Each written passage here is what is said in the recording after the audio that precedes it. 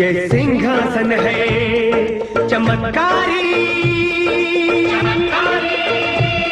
ये सिंहासन है चमत्कारी, 32 पुतलियों वाला, इसकी हर पुतली का किस्सा है एक से एक निराला।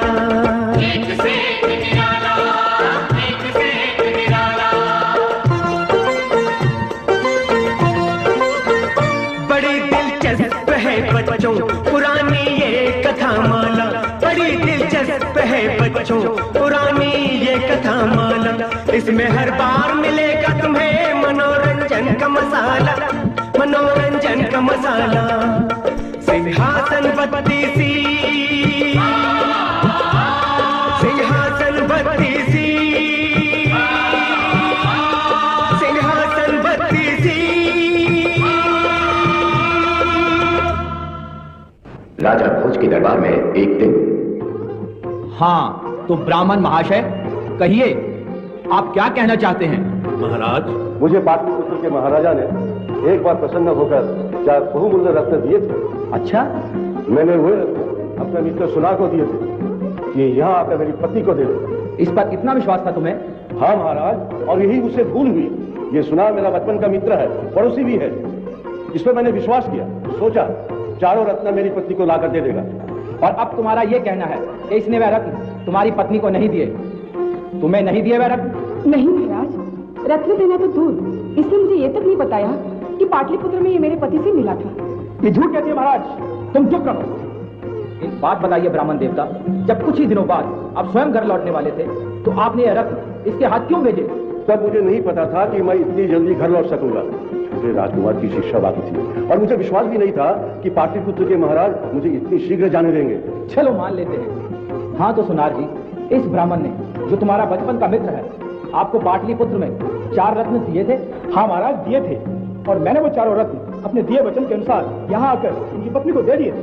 पर ये तो कह रही है ये झूठ बोल रही है महाराज। देखो स्त्री, हमारे दरबार में झूठ बोलने वालों को हम बहुत कड़ा दंड देते हैं।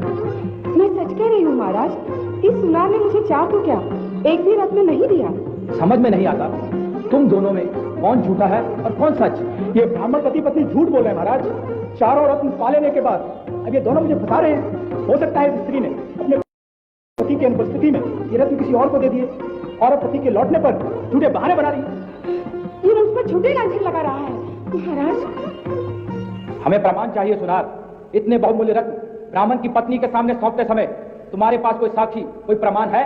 कोई ऐसा व्यक्ति जिसके सामने आपने रत्न दिए हो, या कोई ऐसी परिस्थिति जिससे आपकी बात सिद्ध हो सके? हाँ श्रीमान, मेरे पास प्रमाण है। क्या प्रमाण है? मेरे पास 4 ऐसे साक्षी हैं जो इस बात का समर्थन करेंगे कि पाटलिपुत्र से लौटने के बाद मैंने वो रत्न अपने मित्र ब्राह्मण की पत्नी को सौंप दिए थे। प्रमाण प्रस्तुत किए जाएं। महाराज की जय हो। कौन हो तुम? मैं मुनीम हूँ महाराज, नगर सेठ रतनपाल का मुनीम। तुम इस विषय में क्या जानते हो? महाराज, सुनार ने जब ब्राह्मण की पत्नी के हाथ में रत्न दिए थे तब मैं इसके साथ था। वे रत्न मेरे सामने दिए थे सुनार ने। ये झूठ बोल रहा है महाराज। तुम बीच में मत बोलो। ठीक है, दूसरा साक्षी कौन है? दूसरे साक्षी गांव के मुखिया है महाराज। मैं गांव का मुखिया हूँ महाराज। हाँ बोलो, तुम इस विषय में क्या जानते हो? एक दिन ब्राह्मण की पत्नी मुझसे मिलने मेरे घर आई। उसने मुझे 4 रत्न बताकर कहा कि मैं इन रत्नों को बेचना चाहती हूँ। नगर में कौन सा ऐसा व्यापारी है जो इन रत्नों को खरीद कर मुझे धन दे सकता है? तुम्हारी मुखिया जी से बात हुई थी? मैं इन्हें जानती भी नहीं महाराज, आज ही पहली बार इनके दर्शन कर रही हूँ। तीसरा साक्षी? मैं हूँ महाराज। ये एक गरीब दासी है महाराज, घर सेवा करके अपना पेट पालती है। सच सच बोलना। हाँ बता, क्या हुआ? मैं झूठ नहीं बोलूंगी महाराज, आपसे सच्ची कह रही हूँ। इसने हमें एक दिन बड़ा सा चमकीला रतन दिखाया और पूछने लगी कि बता ये रतन कैसा है और कितने का है। मैंने कहा मैं क्या जानूं, मैं एक गरीब दासी, पराए घरों में गायों का सानी पानी करके पेट भरने वाली, मैं भला क्या जानूं ये रतन कैसा है और कितने का है। लो बताओ। झूठी कहेगी, महाराज के सामने झूठ बोलती लाज नहीं आती तुझे? अरे झूठी तो तू है जो 4 रतन पाए के डकार गई सुनार जी से। हाँ चुप रहो तुम दोनों। हाँ कोई और साक्षी है? एक और साक्षी है महाराज, मंदिर के पुजारी जी। प्रणाम महाराज। हाँ कहिए, क्या कहना चाहते हैं? हम नगर के बीच बने मंदिर के पुजारी हैं और ये स्त्री वर्षों से नियमित हमारे मंदिर में पूजा करने आती है। ये सच है महाराज, मैं रोज पूजा करने जाती हूँ।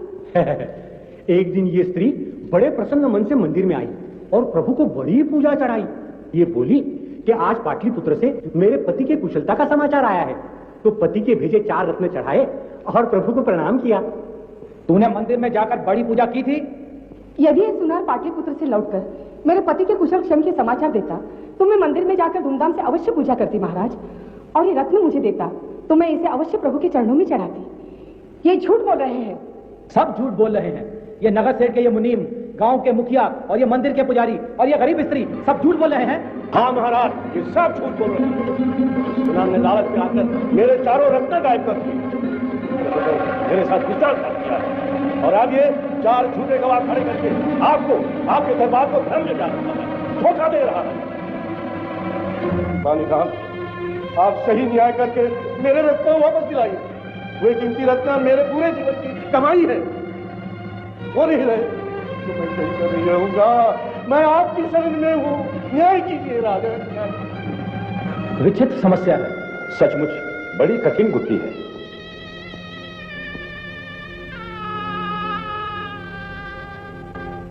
मैं इस विषय में आप सबके विचार जानना चाहूंगा। आप सब इस विषय में क्या सोचते हैं? मेरे विचार से ब्राह्मण झूठ बोल रहा है। जरा सोचिए, माना कि यह ब्राह्मण बड़ा विद्वान है, पर केवल संस्कृत पढ़ाने के लिए कोई भी इन्हें कीमती 4 रत्न क्यों दे देगा?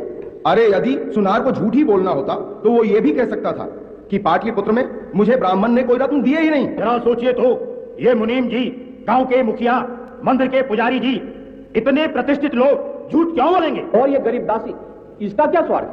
यह बेचारी क्यों झूठ बोलेगी? मेरे विचार से इस सुनार को फंसाने के लिए इस ब्राह्मण ने अपनी पत्नी के साथ मिलकर यह सारा प्रपंच किया है। आप क्या सोचते हैं मंत्री जी? महाराज, दरबार में बैठे हुए सब ज्ञानी समझदार ठीक कह रहे हैं। इसमें संदेह नहीं है कि ये ब्राह्मण महोदय झूठ बोल रहे हैं और सुनार पर इसने झूठा आरोप लगाया है। इस विवाद में हमारा निर्णय यह है कि सुनार का यह कहना सच लगता है कि उसने पाटलिपुत्र से लौटकर अपने दिए गए वचन के अनुसार ब्राह्मण की पत्नी को उसके 4 रत्न लौटा दिए थे। मेरा मत है कि ब्राह्मण ने जो आरोप सुनार पर लगाया वह असत्य है। परम न्यायी राजा भोज की ये चारों झूठ बोल रहे हैं। आप भी मुझे खेद है महाराज कि आप भी इनके जाल में आ गए। ये अन्याय है, घोर अन्याय। घोर अन्याय है। मैं राजा भोजराज के दरबार में सत्य की आशा लेकर आया था, पर यहाँ दूध पे सुनार का फैलाया जाल काम कर गया। मेरी भी मती मारी गई जो मैं ही लगाया। इससे तो अच्छा होता गांव के बाहर बने उस मिट्टी के टीले पर बैठे गवर्नर से न्याय मांगने जाता तो मुझे न्याय मिलता। हाँ, इस अन्यायी राजा से तो वो टीले पर बैठा हुआ नहीं लगता। अरे चाचा, राजा भोज जैसे धर्म प्रतापी और न्यायी राजा, इनके दरबार में इतने बड़े बड़े विद्वान बैठे हों, इनकी तुलना में वो टीले पर बैठा गवार लड़का क्या न्याय देगा? अरे न्याय तो यही है जो भी हुआ। न्याय नहीं, यह अन्याय है। इनसे कुछ कहे तो आत्मा जानती है यह अन्याय है। यदि शिकार हो तो चल टीले के पास इस गवाले से पेश करा। वहाँ राजा भोज का दरबार नहीं है, वहाँ दूध का दूध, पानी का पानी। मुझे स्वीकार है, 4 गवाह है मेरे पास। तू किसी भी न्यायालय में मुझसे जीत कैसे सकता है? चल।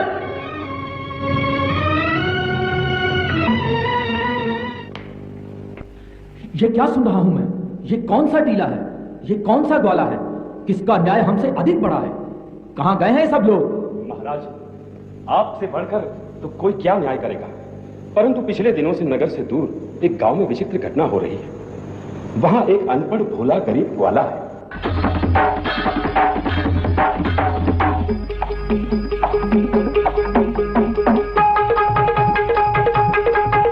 न तो उसे न्याय की समझ है न भाषा आती है।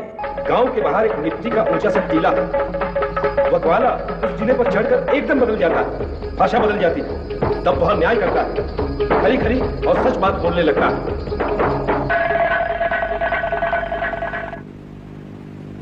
अन्याय की आंधी बह रही है, सत्य जगह जगह अपमानित और ठुकराया जा रहा है। कौन है दोषी? राजा है दोषी। राजा भोज है दोषी। उसने अयोग्य कर्मचारियों को अपने राज्य में नौकरियां दी। स्वार्थी, भ्रष्ट, अन्यायी सेवक हैं राजा के। उसने ठीक से नियम नहीं बनाए। उसने ठीक से नियमों का पालन हो रहा है कि नहीं, यह नहीं देखा। कहां है राजा? लेकर आओ उसे मेरे सामने, मैं उसे सजा दूंगा। कहाँ है राजा भोज? लेकर आओ। वो दोषी है, सबसे बड़ा दोषी। वो ग्वाला जो जी में आए उस टीले पर बैठकर बड़बड़ाता है, लोग उसकी बात पर विश्वास करते हैं। वे अपनी समस्या का उचित न्याय पाने के लिए यहां आने की बजाय वहां जाना पसंद करते हैं। हम भी जाएंगे, आज ही जाएंगे, देखेंगे वह लड़का कैसे न्याय करता है, क्या न्याय करता है।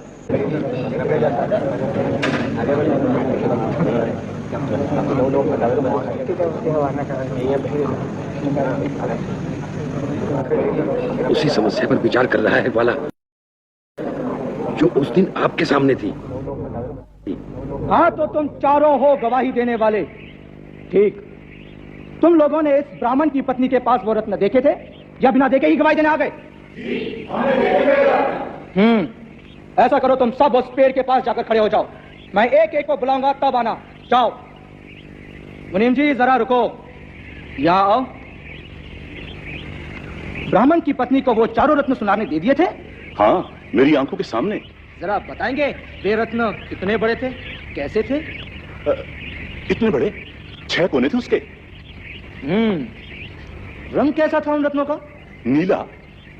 बड़े रत्न, 6 कोने के, नीले रंग के। हाँ। आप इधर एक तरफ खड़े हो जाइए। दूसरा गवाह। अरे ओ मुखिया जी, अरे ओ मुखिया, इधर आ। सुनार ने इस ब्राह्मणी को जो रत्न दिए थे वो कैसे थे? उसका रंग, उसका आकार कितने बड़े थे? इतने बड़े, ये समझो कि चने के बराबर, पीले रंग का अटकोण। अटकोण पीले रंग के, चने बराबर, ठीक से याद है ना? मैंने अपनी आंखों से देखे। तो ठीक है, उधर खड़े हो जाओ।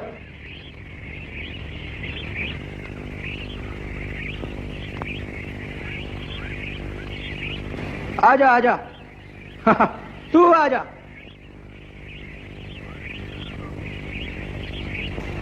तूने देखे थे ना रत्न ब्राह्मणी के पास? हाँ, देखे थे ना। कैसे थे? इतने सुंदर कि क्या बताऊं, मेरी तो आंखें फटी की फटी रह गई। कैसे लगते थे, हमें भी बताना।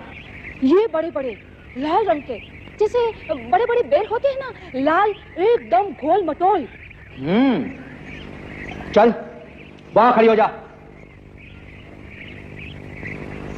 ओ पुजारी जी, आइए, दर्शन दीजिए सबको। हाँ, जरा बताइए सबको कि वे रत्न जो आपने ब्राह्मण की पत्नी के पास देखे थे कैसे थे? पन्ना था हरे रंग का, असली पन्ना, सिक्के के बराबर। झूठे, नीच, पाखंडी, दूसरों की संपत्ति हड़पने वाले, क्या हो गया है संसार को? सुना, तू बचपन से इस ब्राह्मण का मित्र रहा, पर 4 रत्न देख तेरी मति फिर गई। स्वयं झूठा, तेरे साक्षी झूठे। कोई कहे रत्न नीले थे तो कोई पीला बताता है, तो कोई लाल, हरा, अटकोल, ये बड़े बड़े चने बराबर। कितना ढंग दिया था तुम्हें सुनार ने झूठ बोलने का? अपराधी वो है जो झूठ बोलता है, और वे भी उतने ही बड़े अपराधी हैं जो झूठ में साथ देते हैं। सुनार, चल वापस कर दे रत्न इस ब्राह्मण को, वापस कर।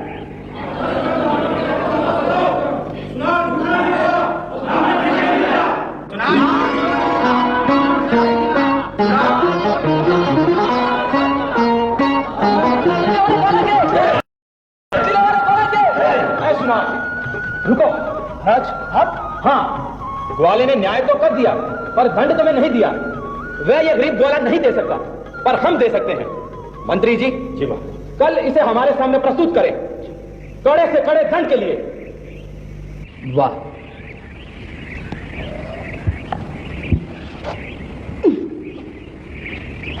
महाराज, तुम्हारे न्याय ने हमारी आंखें खोल दी। ये गुण तुम में कहां से आया? कौन गुरु है तुम्हारा? किससे सीखा तुमने न्याय करना? गुरु? नहीं महाराज, मेरा कोई गुरु नहीं है, और मैं तो अनपढ़ हूँ, इसी गांव के रहने वाला, वो गाय ढोर चराने वाला ग्वाला। पर हमें विश्वास नहीं होता कि तुम। किसी को नहीं होता महाराज, मुझे भी नहीं होता, पर जाने कैसे। जब इस मिट्टी के टीले पर जाकर बैठता हूं ना, मेरी दृष्टि बदल जाती है। दूध का दूध और पानी का पानी दिखाई देने लगता है। लगता है जैसे मैं नहीं, कोई और बोल रहा है। ये टीला बोल रहा है या कोई शक्ति आ गई हो मुझ में? शक्ति? हाँ, इस टीले पर चढ़ने के बाद न्याय की भावना ही नहीं, न्याय करने की शक्ति भी मुझ में जाग उठती है। शब्द सूझते हैं, दोष दिखाई पड़ने लगते हैं, लगता है सत्य मेरी मुट्ठी में आ गया। मंत्री जी, इस टीले में अवश्य कोई रहस्य है। केवल रहस्य ही नहीं, बहुत बड़ा चमत्कार भी है स्वामी। चमत्कार इस मिट्टी के टीले में छुपा है। खोदिए इस टीले को। हम जानना चाहते हैं कि ऐसा क्या कारण है कि इस मिट्टी के टीले पर बैठने के बाद एक अपर व्यक्ति को न्याय करने की ऐसी अपार योग्यता और शक्ति मिल जाती है। कोई रहस्य अवश्य है इस टीले में। यह हमारी आज्ञा है कि इस टीले को खोदा जाए। अरे सुनो रे जवानों, वक्त को पहचानो, जब तक है दम में दम करो उद्यम। अरे जम के करो भाइयों, जम के परिश्रम, जब तक है दम में दम करो उद्यम। यहाँ ढूंढेगा जो वो पाएगा, जो देर करेगा पछताएगा। यहाँ सोएगा जो वो खोएगा, यहाँ बैठेगा जो वो रोएगा। अरे जल्दी करो जिंदगी है कम, जब तक है दम में दम करो उद्यम। महाराज, वो 32 पुतलियों वाला सिंहासन आपकी कीर्ति और यश के अनुरूप आप ही के लिए मानो बना है। शीघ्र ही शुभ मुहूर्त निकालकर आप वो सिंहासन पर विराजिए। इसके लिए शुभ मुहूर्त पंडित जी ही बताएंगे। मैंने नए सिंहासन पर आपके विराजमान होने का मुहूर्त निकाल लिया है महाराज। वो शुभ घड़ी कल ही है, कल प्रातः।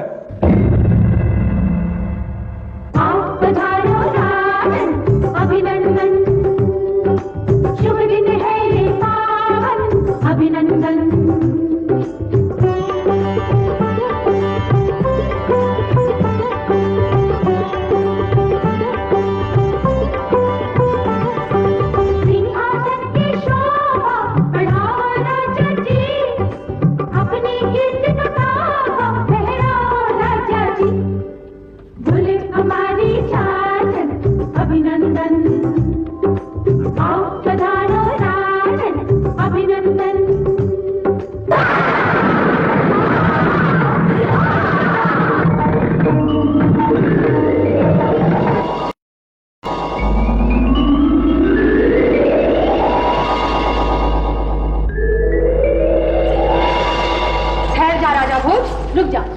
जानता है कि ये किसका सिंहासन है? वीर विक्रमादित्य का, महान सम्राट वीर विक्रमादित्य का सिंहासन है। तू इस पर बैठना चाहता है? यदि तू विक्रम जैसा वीर, परम न्यायी, बुद्धिमान और दानी हो, तभी इस सिंहासन की ओर पैर बढ़ाना, अन्यथा नहीं। सोच क्या रहे हो राजा भोज? सुनो, मैं तुम्हें वीर प्रतापी राजा विक्रम की महानता की एक कहानी सुनाती हूँ। हर पुतली का किस्सा है एक से एक निराला।